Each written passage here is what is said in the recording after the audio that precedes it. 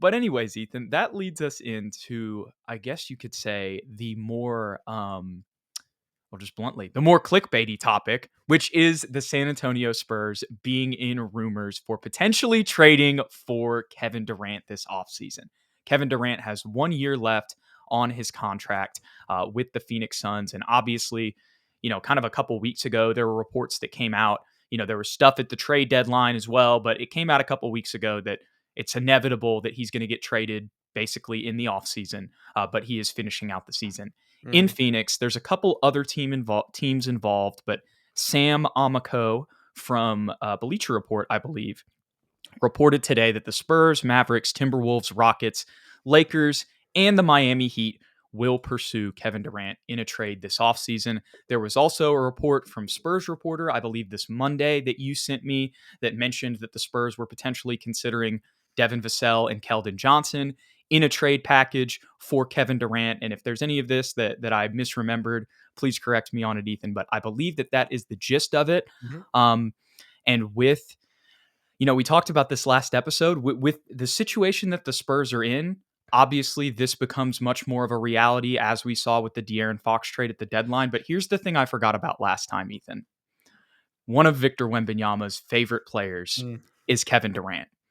And I'm sure he would want to play with him. I'll leave it at that. What are your thoughts on this whole situation? I'm biased. Let me start this way because I love Kevin Durant. He's been one of my favorite players since I was 9 years old. I think it makes all the sense in the world for the Spurs. He fits perfectly within our system. He's a pop guy. Whether or not Pop is here doesn't matter, but he's a pop guy. He respects the system. Back when he went to Golden State, I think we were his second or third option as far as teams that he was considering going to in free agency. Our biggest hole is small forward.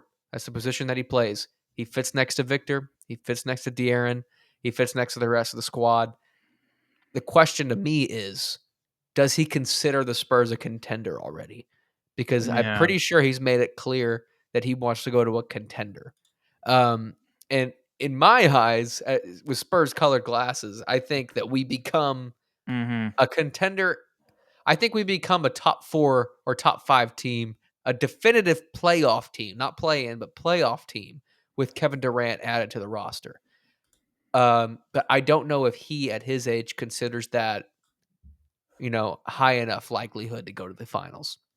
So if he doesn't, then I think we're out, because we saw that he wasn't even willing to go to Golden State this year because he didn't think they were at a point where they could make a championship run.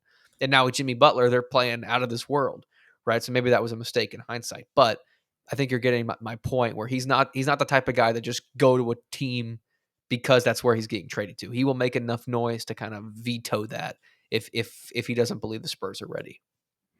Yeah, I think you make you're right on the money. Not to just agree with you completely, but genuinely, You're good. It comes down to whether or not he believes the Spurs are a legit contender. And maybe, like you said, in Spurs-colored glasses, I'd like to believe that he would think, okay, hey, we've got a big 3 of De'Aaron Fox, myself, and Wemby right off the bat, all-stars already. That's crazy to think about that. Wemby's already an official all-star, yeah. Right, all-star player.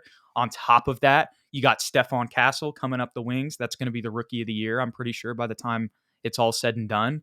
As well as Keldon Johnson and Devin Vassell. Now, I say that they would potentially be included in the move. Now, when we bring up this Spurs Reporter tweet that came out Monday, we are not treating this as gospel, but we're just saying this is what's floating around.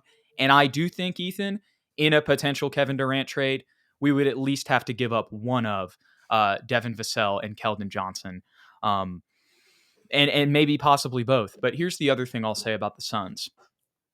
We have an old friend who's the head coach in Mike Budenholzer. Now, I'm not saying he's going to just do everything for us. Now I'm thinking about the Lakers trade. I was about to say, I was like, with all of these crazy trades we've had, maybe he'll throw us a bone. But no, what I will say, though, is I think negotiations with the Suns will be very friendly. That was really the point I was getting at. I don't think Bud has any impact in the basketball operations, does he? Isn't it James Jones? Isn't he the GM still? That's true. But the head coach has some say in who they want on the team. Potential. I see what you're saying, for sure. But Bud and KD don't get along. That's part of the reason he wants out. So I don't know. Mhm. Maybe not. Uh, I don't know. I think you'd have to include both Devin and Keldon, if I'm being honest. Okay. But to me, the question then becomes, how many picks do we have to give up to get Devin or to get KD? Mhm.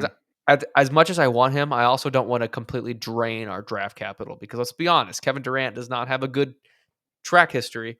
In 1 Um, year. yeah, 2 years in Phoenix, 2 years in Brooklyn, right? Or maybe three. I think two. 2 years in Yeah. Brooklyn. I meant, like, 1 year left on his contract. Oh, 1 year left on his contract too, yeah, so he could easily just get up and leave and Mhm. go somewhere else for sure. And if we were to somehow sign him to an extension, he could easily at any point say, "I'm done. I hate this place." And we theoretically won't have Pop, right? So we can't. He might hate the new coach. We don't know. We don't know. Yeah. So we do have to take that into consideration as well. So I don't think I trade more than 3 first round picks, Yeah, I think that's very fair. and we got to keep at least one of our lottery picks this year for sure. I hate I hate to put it this way. I know I've said this 1,000 times, but it's really one of those things. If the Spurs do it, then I'm gonna trust it. But if they don't, Yeah. Let's be if honest, they're they not pulling the trigger if they don't think Kevin Durant's staying. or is gonna really like push us towards a championship. Correct. Because that's the other thing. Like as much as I love KD, like this is what? How old is he now? 36. 36. Yeah, this is 36. Would be 37-year-old Kevin Durant. Now again, all of the Wemby stuff that I mentioned is still there. Like there's pros and cons. Um, but we got to weigh them. We got to weigh them for sure. But here's the last thing I'll say on this. I know we're not really giving a definitive answer on if the Spurs are going to or going to not do this. But here's what I will say. I think the Spurs will definitely explore, big trades this offseason, whether it's KD or somebody else. I would agree with that statement. Yeah. Last thing I'll say on that, I think just like the De'Aaron Fox conversation, in those conversations, Stephon Castle will be untouchable. Oh, yeah. No, he's not going anywhere. So Not going anywhere at all. that's kind of my take on the offseason. I mean, I'm excited for it. I'm definitely excited for the draft. I do like the prospect of having 2 lottery picks, but if we can address another need by moving one of those and keeping one of them, like you said, I'm definitely open to that too. Um, I know it's like we've been saying, we're kind of open to anything, but there's a lot of avenues that the Spurs have in front of them, and there's multiple paths to success. For sure. We're in a great position as a front office. Let's give them a round of applause. We have really put ourselves in an advantage point compared to the rest of the league, where we have multiple options as far as how we want to take our future. Um, so shout out Brian Wright, and we stole De'Aaron Fox. Let's not forget that. And dude, somehow we were able to get the Bulls involved to where we were able to get him without giving up anybody. So maybe there could be some strings pulled in a Suns trade as well. But I'm sure they would play a lot harder ball, especially with a Mm. player like Kevin Durant. The question will be: will the Utah Jazz somehow throw in a second round pick or two to facilitate the deal? That is a great point. Oh my gosh, not Will Hardy. Who am I forgetting? Danny Ainge. Danny Danny Ainge. Ainge still showing up, whether He's it's in always going to get Utah. at least 1 second out of every deal that's going down in the world. It's never gonna stop.